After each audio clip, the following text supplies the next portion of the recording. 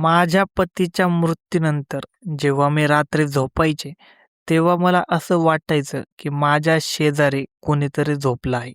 रोज माझा नवरा माझ्या स्वप्नात यायचा आणि बोलायचा, "रडू नकोस, मी नेहमी तुझ्या सोबत आहे." पण सकाळी जेव्हा मी उठायचे, तेव्हा मला माझ्या पलंगाच्या दुसऱ्या बाजूला कुणीतरी झोपल्याच्या खुणा दिसायच्या. एक दिवस या गोष्टीची सत्यता जाणून घेण्यासाठी मी माझ्या मैत्रिणीला माझ्यासोबत झोपायला लावलं. तेव्हा मध्यरात्री जे घडलं ते खूपच भयानक होतं. माझं नाव पल्लवी आहे आणि मी तुम्हाला माझी अशी एक कहाणी सांगणार आहे, जी ऐकून तुम्ही विचारात पडाल. मी दिसायला खूपच सुंदर होते, पण कदाचित माझं नशीब इतकं सुंदर नव्हतं. मी माझ्या आई एकुलती एक मुलगी आहे. माझ्या लग्नाचं वय झालं होतं. म्हणून माझ्या आई-वडिलांनी माझ्यासाठी मुलगा पाहायला सुरुवात केली. एक दिवस मी माझ्या मैत्रीण काजल सोबत तिच्या घरी बसले होते. माझी आई मला सगळीकडे शोधत होती. मी तरुण होते, पण माझी आई माझी काळजी अगदी लहान मुलांसारखी करत होती. ती माझ्या मैत्रिणीच्या घरी आली आणि म्हणाली, "तू इथे बसली आहेस. घरी चल लवकर. तुला बघायला मुलाकडचे आले आहेत. आणि तुझा मोबाईल कुठे आहे? मी तुला किती वेळ फोन करत होते. तुझा फोन का बंद आहे?" यावर मी म्हणाले, की कदाचित माझ्या फोनची बॅटरी संपली असेल, म्हणून तो बंद झाला असेल. मग मी घरी जाण्यासाठी तयार झाले. माझी मैत्रीणही माझ्यासोबत माझ्या घरी निघाली. घरी जाऊन मी थोडा मेकअप केला आणि चहाचा कप हातात घेऊन मुलाकडच्या लोकांसमोर गेले. मला बघून ते बोलू लागले, की "खूपच गोड मुलगी आहे. आम्हाला तुमची मुलगी खूपच आवडली. आम्ही आमच्या भावासाठी अशीच मुलगी शोधत होतो." त्यांनी सांगितलं, की त्यांना आई-वडील नाहीत. म्हणजे मला बघायला मुलाच्या बहिणी आल्या होत्या. त्या तिघी बहिणी होत्या आणि तिघींचंही लग्नच झालेलं होतं.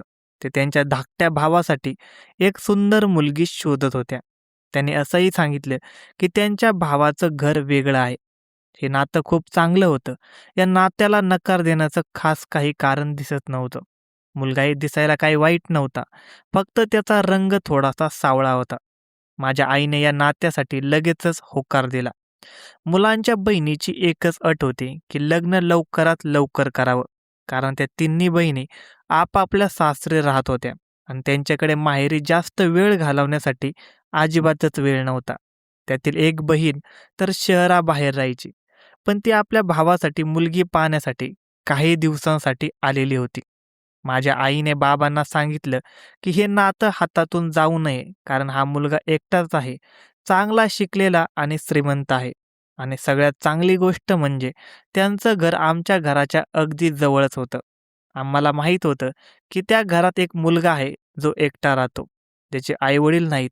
त्या घरात कोणतीही स्त्री नव्हती, म्हणून तिथे फारसं कोणी येत जात नसे आणि आम्हीही कधी त्यांच्याशी जास्त संबंध ठेवले नव्हते. मला काही माहीत होतं, की त्याच्या घरातून माझ्यासाठी स्थळ येईल. ज्या मुलाशी माझं लग्न होणार होतं, त्याचं नाव होतं सुमित. ऐकलं होतं, की तो खूप चांगला आणि मेहनती आहे.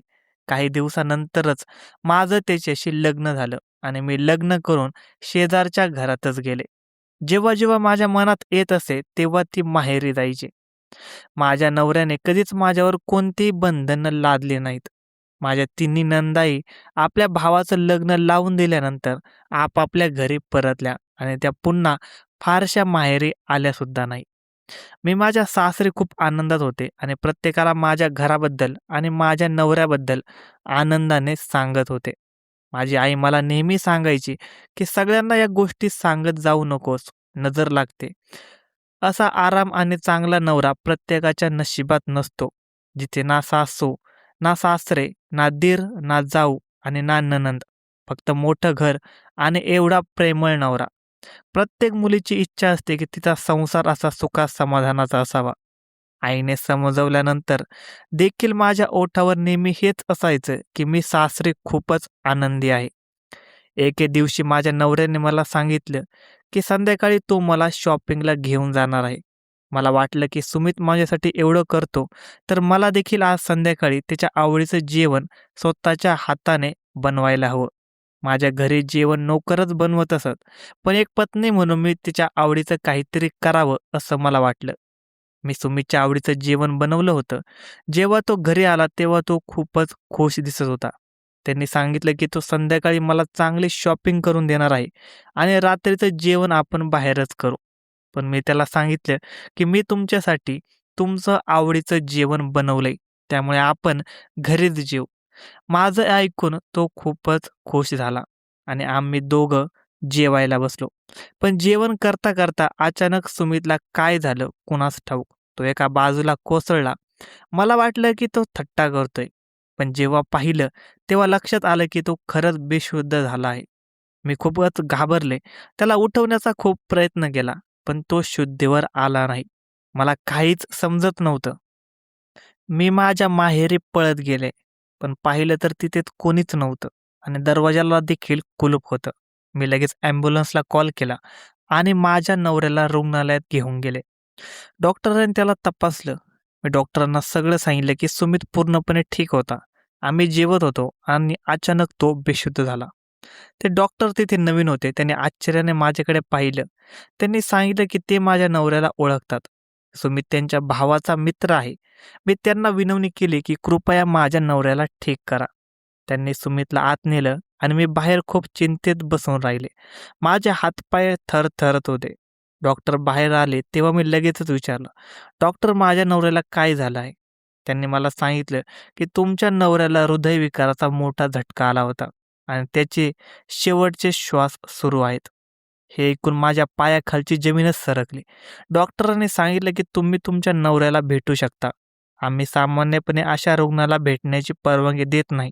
पण तुमचा नवरा माझ्या भावाचा मित्र आहे, म्हणूनच मी तुम्हाला आत जाण्याची परवानगी देतो." ते डॉक्टर खूप चांगले होते. त्यांचं नाव डॉक्टर रतन होतं. मी त्यांना धन्यवाद म्हटलं आणि आत गेले. पण आत गेल्यावर मला कळलं, की माझा नवरा आता या जगात राहिला नाही. कदाचित मला उशीर झाला होता. मी खूप रडू लागले. माझी अवस्था खूप केविलवाणी झाली होती. माझ्या नवऱ्याच्या मृत्यूनंतर माझे आई-वडील मला त्यांच्या घरी घेऊन गेले. अंत्यसंस्कारानंतर मी माझ्या खोलीत बसून रडत होते. रडता-रडता माझे डोळे मिटले आणि मला गाढ झोप लागली. तेव्हा माझा नवरा माझ्या स्वप्नात आला.